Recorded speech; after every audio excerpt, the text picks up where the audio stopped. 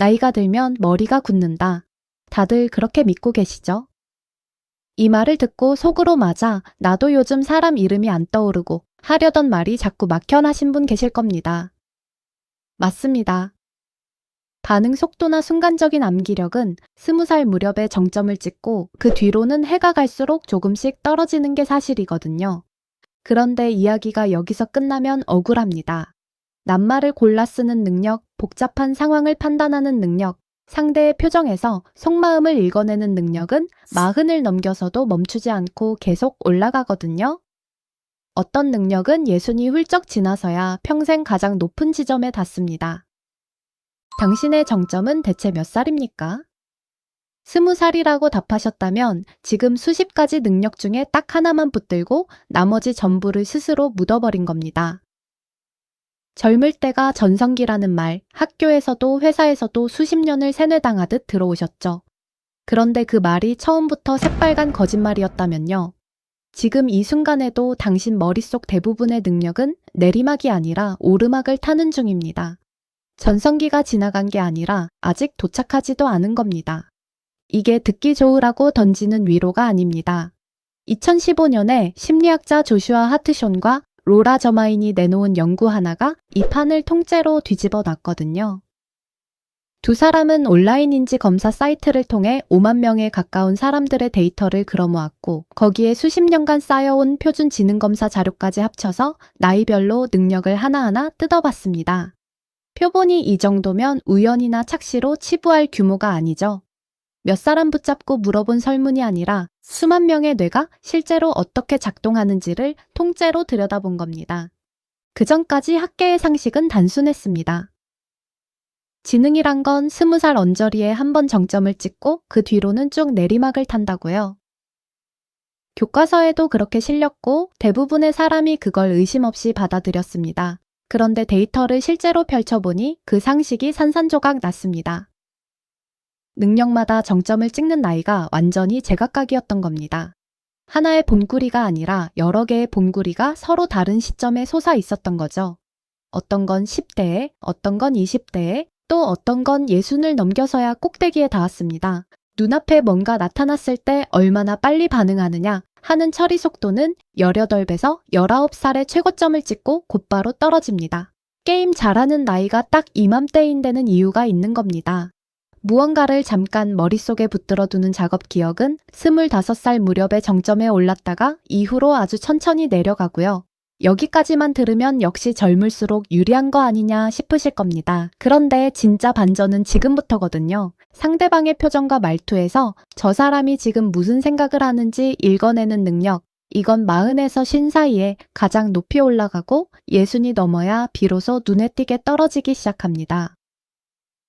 협상 자리에서, 사람을 뽑는 자리에서, 갈등을 푸는 자리에서 진짜로 위력을 발휘하는 게 바로 이 능력이죠.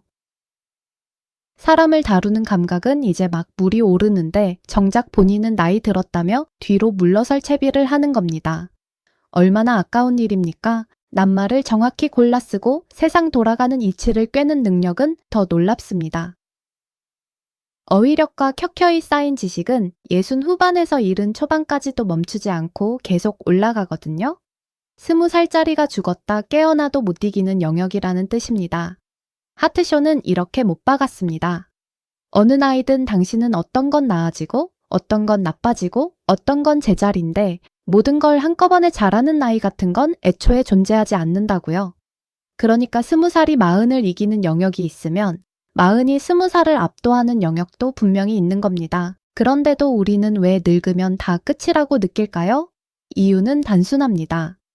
내리막을 타는 처리 속도나 순간 암기력은 하루하루 몸으로 바로 체감이 되는데 오르막을 타는 판단력이나 통찰은 눈금으로 딱 찍히지가 않거든요.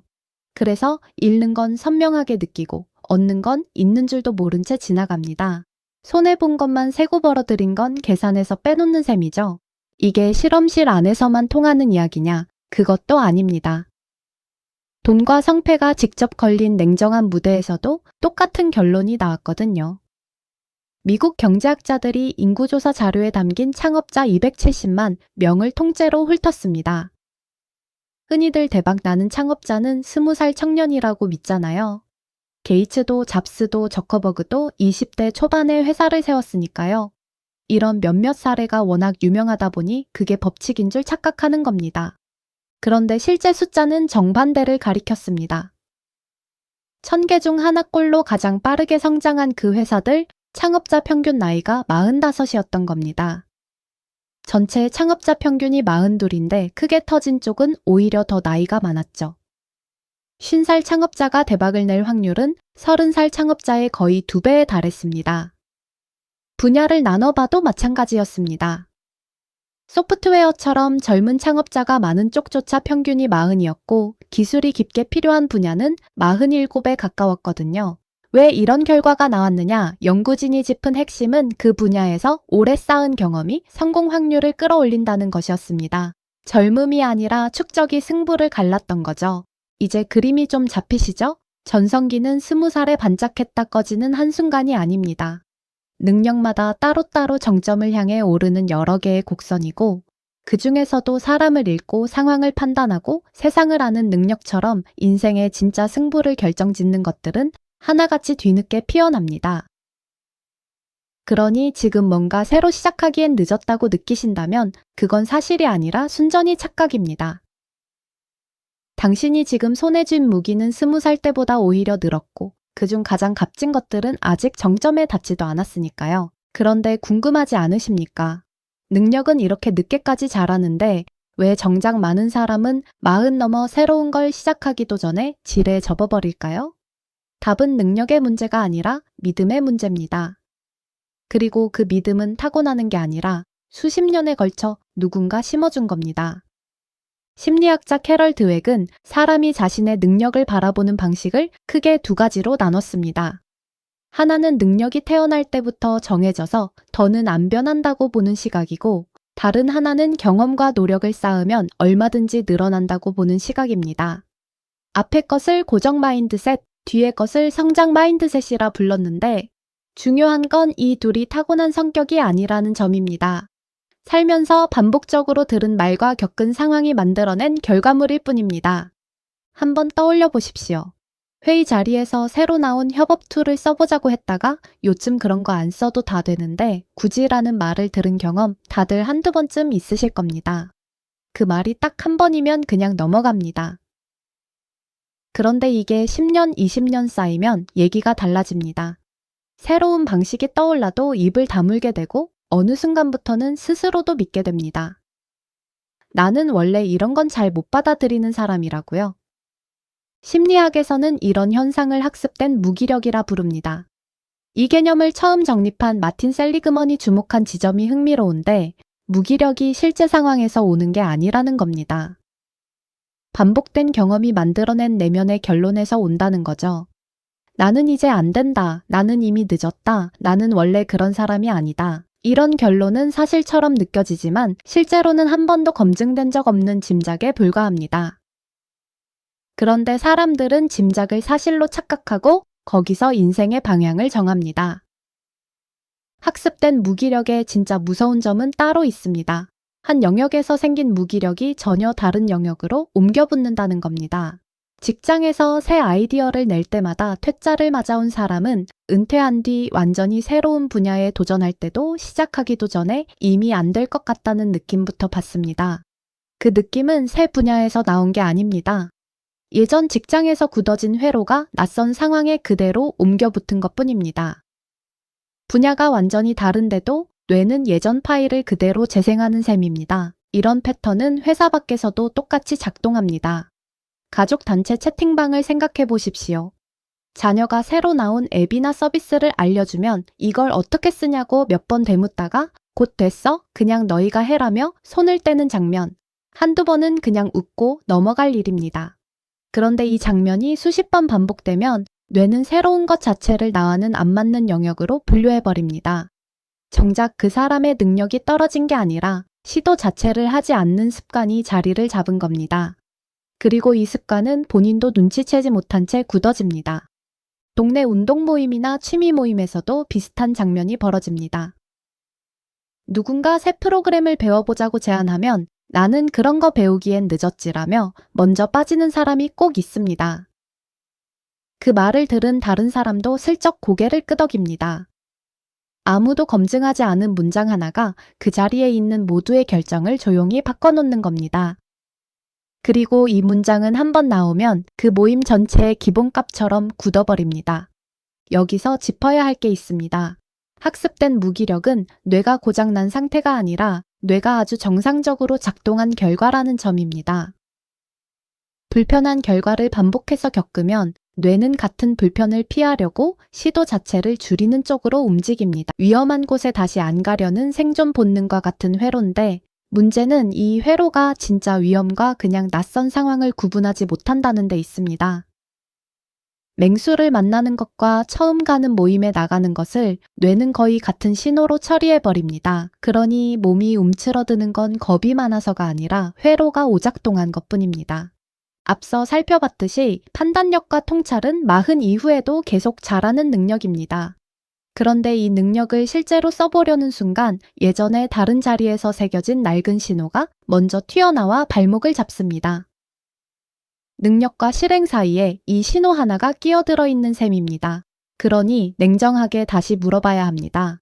지금 뭔가를 시작하기 전에 드는 안 될 것 같다는 느낌, 그게 실제로 이 일이 어려워서 드는 느낌입니까? 아니면 예전에 다른 자리에서 겪었던 불편함이 자동으로 재생되고 있는 겁니까? 둘을 구분하는 순간부터 이야기는 완전히 달라집니다. 능력은 이미 잘하고 있는데 그 능력을 꺼냈을지 말지를 가로막은 건 능력이 아니라 오래전에 새겨진 이 신호 하나였던 겁니다. 그러면 이 낡은 신호는 대체 어디서 오는 걸까요? 여기서부터는 뇌 자체의 이야기로 넘어가야 합니다. 왜냐하면 우리가 지금껏 뇌에 대해 배워온 것 중 가장 크게 틀린 것 하나가 바로 이 지점에 숨어 있기 때문입니다. 20세기 내내 신경과학의 정설은 명확했습니다. 사람은 태어날 때 뇌세포를 다 가지고 태어나고 어른이 된 뇌는 더는 새 세포를 만들지 않는다는 겁니다. 그래서 나이가 들수록 뇌는 그저 조금씩 닳아 없어질 뿐이라고 배웠습니다. 이 설명은 교과서에 실렸고 의사도 그렇게 말했고 아무도 의심하지 않았습니다. 그런데 이 정설 이제는 완전히 틀린 이야기가 됐습니다. 2013년 스웨덴 카롤린스카 연구소의 요나스 프리센 연구팀이 처음 균열을 냈습니다. 뇌세포에 남은 탄소 흔적을 분석하는 방식으로 성인의 햄에서도 새로운 신경세포가 계속 만들어지고 있다는 걸 보여준 겁니다. 기억과 학습을 담당하는 바로 그 햄에서요. 당시로선 충격적인 결과였지만 한 가지 약점이 있었습니다. 새 신경세포로 자라나기 직전 단계의 세포, 그러니까 진짜 증거가 될 그 씨앗세포를 직접 찾아내지는 못했던 겁니다. 그래서 회의적인 학자들은 여전히 의심을 거두지 않았고 이 논쟁은 10년 넘게 학계를 반으로 갈라놓았습니다. 그 약점을 메운 게 2025년 7월 같은 연구팀이 국제학술지 사이언스에 발표한 후속 연구입니다. 이번에는 갓 태어난 아기부터 78살 노인까지 나이대가 완전히 다른 사람들의 뇌 조직을 직접 들여다봤습니다. 개별 세포 하나하나의 유전자 활동을 읽어내는 최신 기술을 동원해서 가만히 쉬고 있는 줄기세포부터 분열 중인 정우세포, 그리고 아직 다 자라지 않은 어린 신경세포까지 전체 과정을 순서대로 추적한 겁니다. 결과는 명확했습니다. 78살 뇌에서도 분열하고 있는 신경세포의 씨앗이 발견됐습니다. 이게 왜 중요하냐면 지금까지는 성인 뇌에서 신경세포가 있다는 흔적만 봤지 그게 실제로 만들어지고 있는 현장을 잡아낸 적이 없었기 때문입니다. 이번 연구는 그 현장을 그대로 찍어낸 셈입니다. 연구를 이끈 프리센 교수는 이제 성인의 뇌에서 신경세포가 계속 만들어지고 있다는 것을 확정적으로 확인했다고 밝혔습니다. 노년까지도 이 과정이 멈추지 않는다는 뜻입니다. 비유가 아니라 현미경으로 직접 관찰된 물리적 사실입니다. 이 발견이 학계에서 크게 다뤄진 이유는 또 있습니다. 그동안 성인 신경생성 연구는 알츠하이머나 기억력 저하 같은 질환의 치료법 개발과도 직결되는 문제였습니다. 씨앗세포가 노년까지 남아있다는 게 확인됐다는 건 그 세포를 자극해서 손상된 기억 기능을 되살리는 치료법도 이론적으로 가능해졌다는 뜻입니다. 단순히 흥미로운 발견을 넘어 실제 의학적 문을 하나 열어놓은 셈입니다. 물론 아기 때만큼 많이 만들어지는 건 아닙니다. 갓 태어났을 때와 어린 시절에는 씨앗세포가 대량으로 존재하고 나이가 들수록 그 수는 확실히 줄어듭니다. 그런데 연구팀이 강조한 지점은 숫자가 많고 적음이 아니라 노년까지도 그 씨앗세포가 꾸준히 남아 활동한다는 사실 자체입니다. 완전히 멈추는 시점 같은 건 어느 나이에서도 확인되지 않았습니다. 그리고 하필 이 일이 벌어지는 장소가 해마라는 게 의미심장합니다. 해마는 새로운 경험을 기억으로 바꾸고 감정을 조절하는 역할을 하는 부위거든요. 다시 말해 뭔가를 새로 배우고 새로운 사람을 만나고 낯선 환경에 놓일 때마다 자극을 받는 바로 그 자리에서 이른이 넘은 뇌조차 새 부품을 계속 찍어내고 있다는 겁니다. 여기에 신경가소성이라는 특성도 함께 작동합니다. 새로운 경험을 하면 신경세포 사이에 없던 연결선이 생기고 그 연결선을 반복해서 쓰면 점점 두꺼워지고 단단해집니다. 이건 새로 생긴 세포만의 이야기가 아니라 이미 있던 세포들 사이의 배선 자체가 계속 다시 짜인다는 뜻입니다. 뇌는 완성된 회로를 그대로 유지하는 기계가 아니라 평생에 걸쳐 스스로 배선을 고쳐 쓰는 기관인 겁니다. 다만 이 배선 작업에는 조건이 있습니다. 몸을 움직이는 운동, 충분한 수면, 그리고 뭔가를 새로 배우는 행위, 이 세 가지가 씨앗세포를 자극해서 실제로 새 신경세포로 자라도록 돕습니다. 반대로 만성적인 스트레스와 아무 자극 없이 반복되는 일상은 이 과정을 눈에 띄게 늦춥니다. 결국 뇌가 늙어서 멈추는 게 아니라 자극을 안 주니까 조용해지는 겁니다. 그러니 정리하면 이렇습니다. 능력은 40 이후에도 계속 오르막을 타고 있었고 그 능력을 담아내는 하드웨어인 뇌 역시 이른이 넘어서도 새 부품을 계속 만들어내고 있었습니다. 그런데도 많은 사람이 스스로 멈춰서는 이유가 있습니다. 이 새로 만들어진 부품을 실제로 써먹기까지 뇌 안에서 한 단계가 더 남아있기 때문입니다. 그 한 단계가 바로 뇌 안에서 벌어지는 힘겨루기입니다. 뇌에는 위험을 감지하는 부위인 편도체가 있습니다. 낯선 상황 앞에서 편도체는 신호를 보냅니다. 심장이 빨리 뛰고 손에 땀이 나고 하려던 말을 삼키게 됩니다. 문제는 편도체가 실제 위험과 그냥 낯선 상황을 정확히 구분하지 못한다는 데 있습니다. 그래서 별로 위험하지 않은 상황에서도 몸이 먼저 멈춰서 버립니다. 새로운 강의에 등록 버튼을 누르기 전, 낯선 사람에게 먼저 연락을 넣기 전, 오랫동안 안 해본 일을 시작하기 전에 느껴지는 그 무거운 느낌. 많은 사람이 이걸 의지가 약해서라고 생각합니다. 그런데 이건 의지의 문제가 아닙니다. 편도체가 낯선 자극을 받고 자동으로 신호를 보낸 결과일 뿐입니다. 회사에서도 이런 순간은 흔합니다. 회의 중에 새로운 의견이 떠올랐는데 말을 꺼내기 직전 망설이는 순간 다른 팀 사람에게 먼저 협업을 제안하기 전 몇 번이고 문장을 고쳐 쓰는 순간 이런 망설임은 능력이 없어서 생기는 게 아니라 편도체가 먼저 반응한 결과입니다. 그런데 뇌에는 이 신호를 다시 판단하는 부위가 따로 있습니다. 전전두엽입니다. 전전두엽은 이성적인 판단과 장기적인 계획, 충동을 조절하는 역할을 맡습니다. 편도체가 멈추라는 신호를 보내면 전전두엽은 그 신호가 정말 타당한지 다시 따져봅니다. 지금 느끼는 불편함이 실제로 위험해서인지 아니면 그냥 처음이라 낯설어서인지를 구분하는 겁니다. 그리고 여기서 앞서 확인한 사실 하나를 다시 떠올려야 합니다. 상황을 판단하고 사람의 감정을 읽는 능력은 40에서 50 사이에 가장 높이 올라간다고 했습니다. 이 능력을 만들어내는 부위가 바로 전전두엽입니다. 다시 말해 편도체의 신호를 다시 검토하는 그 기능 자체가 나이가 들수록 오히려 더 정교해진다는 뜻입니다. 중년 이후의 뇌는 이 부분에서 젊은 뇌보다 오히려 더 유리한 위치에 있습니다. 문제는 이 유리한 조건이 자동으로 작동하지 않는다는 점입니다. 편도체의 신호를 받을 때마다 매번 회피를 선택하면 전전두엽이 개입할 기회 자체가 사라집니다. 회피가 반복될수록 편도체의 반응은 더 빨라지고 더 강해집니다.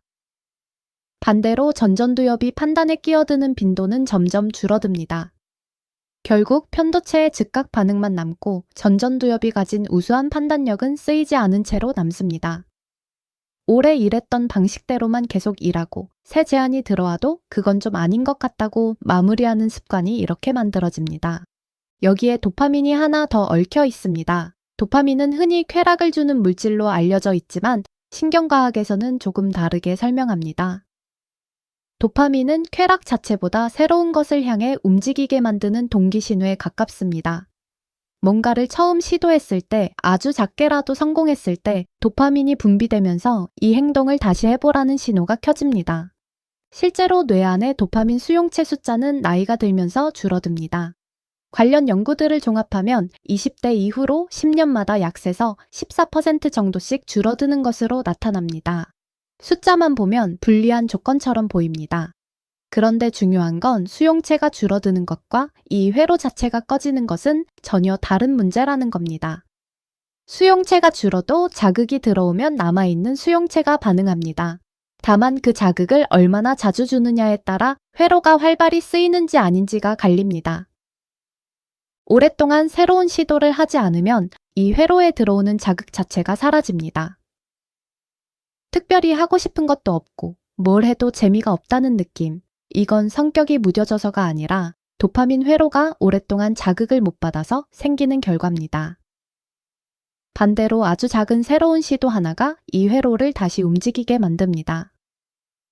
도파민이 다시 분비되면 다음 시도의 문턱이 조금 낮아지고 그 낮아진 문턱이 그 다음 시도를 조금 더 쉽게 만듭니다. 이렇게 한 번 낮아진 문턱은 다음번에도 남아있어서 두 번째 시도는 첫 번째보다 확실히 가벼워집니다. 퇴직을 앞두고 오래 망설이던 한 지인의 사례를 보면 이 과정이 그대로 드러납니다. 새로운 자격증 강의에 등록하겠다고 마음먹은 뒤에도 신청 버튼 앞에서 2달을 미뤘습니다. 편도체가 계속 신호를 보냈던 겁니다. 그런데 어느 날 그냥 결제를 눌렀고 첫 수업을 듣고 나서 별일 아니었다는 걸 확인했습니다. 한 달 뒤 자격증 시험 접수를 앞두고는 망설임 없이 바로 결제를 마쳤습니다. 회사에서 20년 넘게 회계 업무만 해온 한 직원의 경우도 비슷합니다. 사내 세미나에서 발표를 해달라는 요청을 받고 처음에는 다른 사람 시키라며 거절했습니다. 두 번째 요청이 왔을 때는 15분짜리 짧은 발표를 수락했고 발표가 끝난 뒤 동료들의 질문을 받으면서 자신이 아는 것이 생각보다 많다는 걸 확인했습니다. 그 뒤로는 발표 요청이 와도 거절 대신 며칠 준비 기간부터 물어보게 됐습니다. 두 사례 모두 처음에 망설임 자체는 없어지지 않았습니다. 다만 그 망설임을 뚫고 한 번 행동한 뒤부터 다음 행동까지 걸리는 시간이 짧아졌을 뿐입니다. 편도체는 여전히 신호를 보내지만 전전두엽이 그 신호를 검토하는 속도가 빨라졌고 도파민 회로도 이전보다 쉽게 반응하기 시작한 겁니다. 이 변화는 마음가짐을 바꿔서 생긴 게 아니라 딱 한 번의 행동이 뇌 안의 반응 순서를 바꿔놓은 결과입니다. 지금까지 확인한 건 뇌 안에서 벌어지는 작동 원리였습니다. 그런데 원리를 안다고 몸이 저절로 움직이는 건 아니거든요. 편도체의 신호를 뚫고 도파민 회로를 다시 깨운 사람들, 이들에게는 공통된 행동이 있었습니다. 그런데 그 행동들이 하나같이 거창하지 않았다는 게 핵심입니다. 큰 결심도 극적인 전환점도 아니었죠. 그냥 작고 구체적인 실천이 반복됐을 뿐입니다.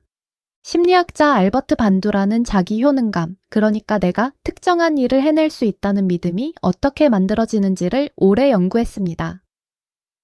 그가 확인한 사실은 명확했습니다. 이 믿음은 거창한 성공 경험이 아니라 아주 작은 성공을 반복적으로 겪을 때 가장 강하게 형성된다는 겁니다. 그리고 이 작은 성공이 뇌 안에서 도파민 회로를 실제로 자극합니다. 그러니까 지금부터 소개할 3가지는 그냥 좋은 말이 아닙니다. 회로를 직접 움직이게 만드는 방법입니다. 편도체가 먼저 반응해도 전전두엽이 검토할 시간을 벌어주고 도파민이 다음 시도를 밀어주는 구조를 실제로 만드는 방법이라는 뜻이죠. 첫 번째는 결과를 따지지 않고 일단 해보는 겁니다. 우리는 뭔가 시작하기 전에 이게 돈이 되는지 남들 눈에 그럴싸한지부터 따지도록 훈련받았거든요. 그 기준을 통과 못하면 아예 시작을 안 합니다. 그런데 이 습관이 바로 도파민 회로를 잠가버립니다.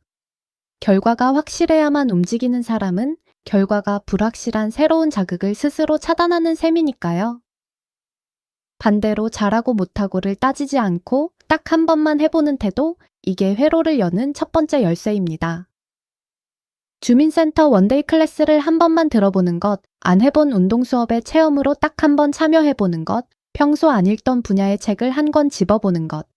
계속할 필요도 잘할 필요도 없습니다. 못해도 됩니다. 안 해도 됩니다.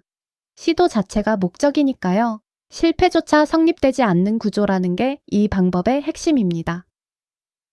두 번째는 자신이 이미 아는 걸 말로 꺼내는 겁니다.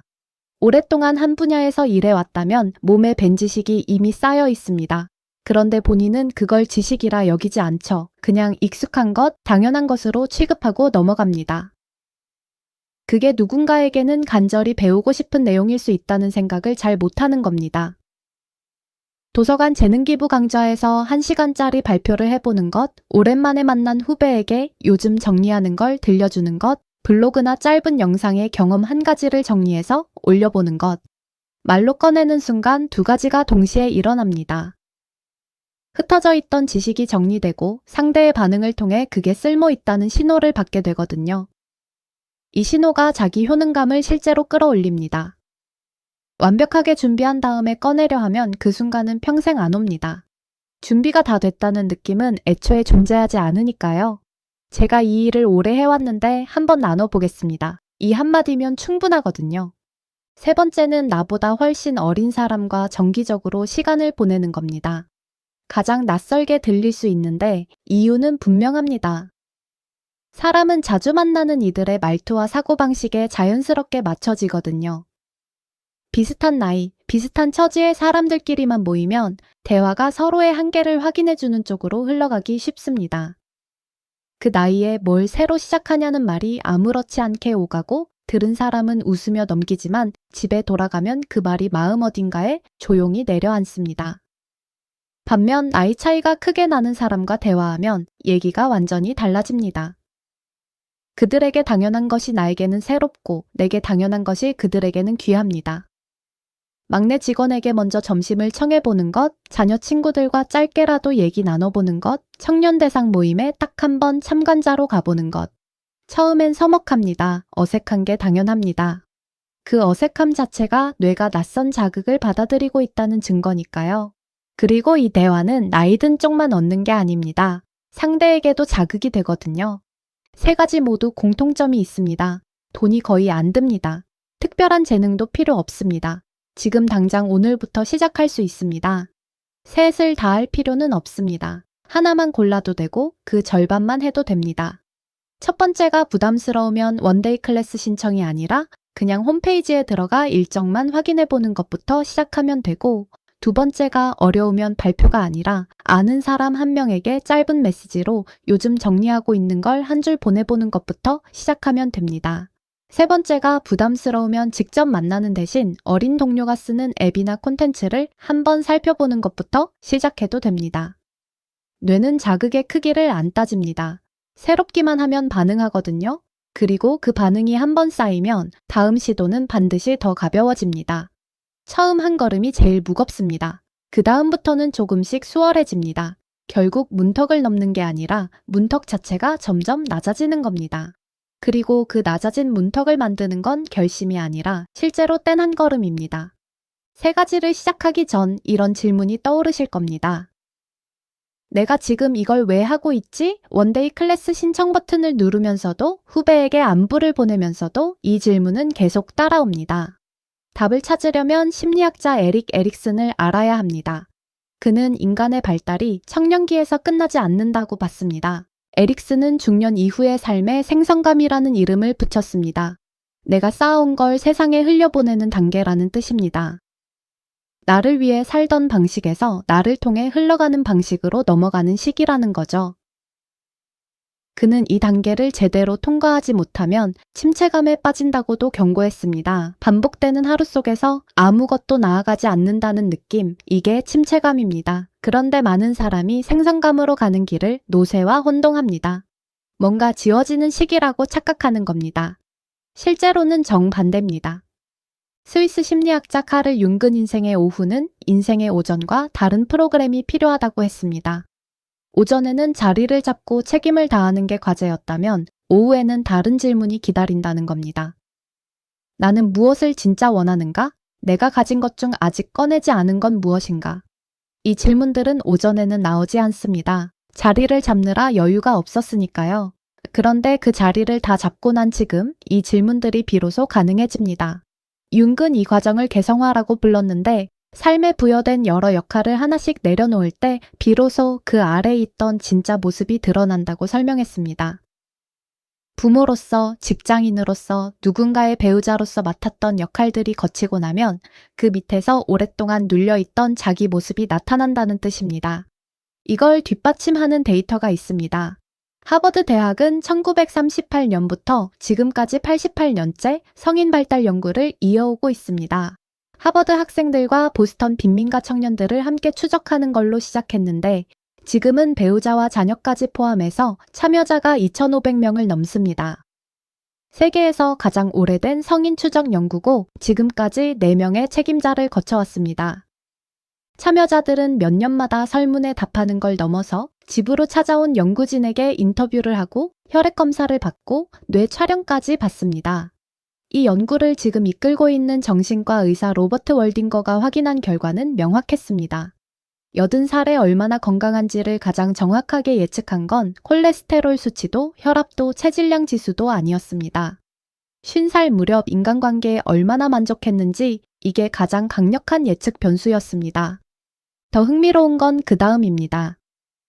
관계가 긴밀했던 사람일수록 나이가 들어서도 기억력과 인지 기능이 덜 떨어졌습니다. 반대로 외로움을 느끼며 지낸 사람들은 정신적으로 더 빨리 무너졌습니다. 여기서 외로움은 혼자 있는 상태를 말하는 게 아닙니다. 사람들 속에 있어도 연결돼 있다는 느낌을 못 받는 상태를 뜻합니다. 월딩거는 이 외로움이 건강에 미치는 영향이 흡연이나 과음에 맞먹는다고 정리했습니다. 앞서 살펴본 세 번째 행동, 나이 차이가 나는 사람과 관계를 맺는 것이 왜 중요한지 여기서 다시 확인되는 셈입니다. 그리고 이 세 번째 행동을 자세히 들여다보면 결국 에릭슨이 말한 생성감과 정확히 맞닿아 있습니다. 내가 가진 관계의 폭을 넓히는 동시에 다음 세대와 뭔가를 주고받는 행위니까요. 그리고 이 원리는 아는 걸 말로 꺼내는 두 번째 행동에도 똑같이 숨어 있습니다. 내가 가진 걸 다른 사람에게 건네는 순간, 그게 바로 생성감이 작동하는 순간이거든요. 이렇게 보면 앞서 소개한 행동들은 각각 따로 노는 게 아니라 결국 하나로 이어져 있습니다. 도파민 회로를 깨우는 일이면서 동시에 관계를 넓히고 다음 세대에 뭔가를 건네는 일이기도 한 겁니다. 그러니 내가 지금 이걸 왜 하고 있지? 라는 질문에 대한 답은 이렇습니다. 뇌를 다시 움직이려는 것이면서 동시에 다음 세대에게 뭔가를 건네려는 것, 이 두 가지가 하나의 행동 안에 같이 들어있는 겁니다. 당신의 오후는 아직 시작되지 않았을 수 있습니다. 지금 뭔가를 시작하기에 늦었다고 느껴진다면 그건 사실이 아니라 오래전에 새겨진 신호 하나가 다시 울린 것뿐입니다. 그 신호를 무시하고 오늘 아주 작은 걸음 하나만 떼어보시길 바랍니다. 전성기는 오지 않은 게 아니라 지금 시작되고 있는 겁니다. 그러니 이 영상을 보고 계신 여러분께 묻고 싶습니다. 지금 여러분 안에는 아직 꺼내지 않은 도전이 있습니까? 있다면 그건 어떤 방향을 향해 있습니까? 새로운 걸 배우는 방향입니까? 알고 있는 걸 누군가에게 전하는 방향입니까? 아니면 지금까지와는 다른 사람들과 관계를 넓혀가는 방향입니까? 여러분의 생각을 댓글로 남겨주세요. 오늘 영상은 여기까지입니다. 끝까지 시청해주셔서 감사합니다.